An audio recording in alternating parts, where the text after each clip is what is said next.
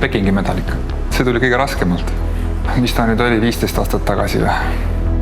Võistlusest mäletan küll, et see oli enne finaali päev või 2 ja minust oli päris kehvad ilmad olid seal, et kohati oli laine nii kõrge, et isegi, et ma ei tea, kas oleks startigi lastud, et siis olid küll vahepeal olid närvid kapi otsas juba, et tahaks juba stardi ära teha, et jumala eest järgi edasi lükake starti. Sõidust ma mäletan küll, et viimane paarsada, nii palju mäletan, et said aru, et okei, et noh, me oleme medalil, aga jah, et kas on teine või kolmas, et see tuli alles lõpus jah, nii-öelda, et surusime nina ette, inglaste ette siis. Ma mäletan, kui me plotti tulime jah, et seal, et noh, Jüri ei võtnud jalg üldse alla alguses, et seda ma mäletan küll, et seal Pekingi medal ja Rio medal, et need töömahud või ütleme see, millised treeningud siis olid, ütleme, et nüüd seal on ka erinevus juba. Sa saad aru, et võita, noh, see on täppisteadus. Et see tundus meile uskumatu, et kui võrreldes Pekingiga, et Pekingis nagu tundsid ennast rohkem favoriidina nii-öelda kindlamalt, et noh, et sa tead oma vormi ja kõike, siis Rio oli natuke rohkem üllatusi.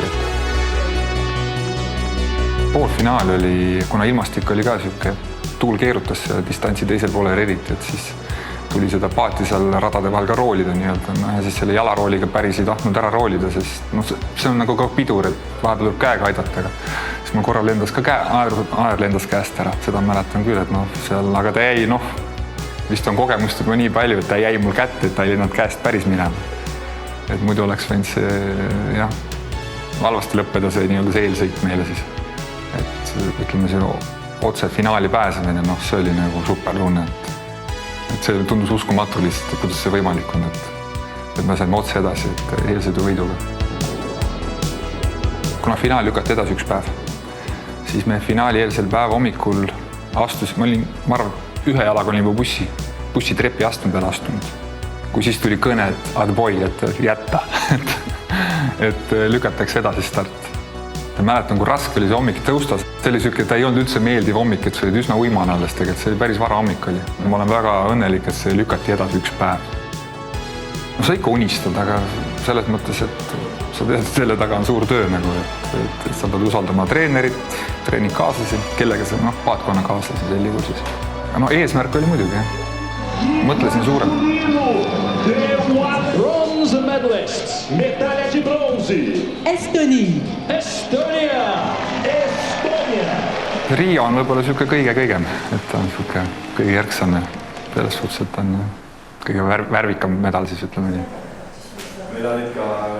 Mul oli selle võrra nagu lihtsam, et Jüri Jansoni treener oli Mihkel Lepik. No ja siis Mihkel Lepik oli minu treener, et miks mul ei peaks usku olema sellesse treenerisse. Et kui tema mind tippu ei vii, siis tähendab, minus on probleem siis. Tema on ju mehe tippu viinud. Et siis tuleb nagu ise peeglisse vaadata nii-öelda. Ja sealt see jah, karjäär hakkas. Jah, ei kõvasti tööd tuleb teha, midagi ei ole teha. Õnne peale päris lootma jääda ei saa ikka. Pole see ala, ütleme nii siis.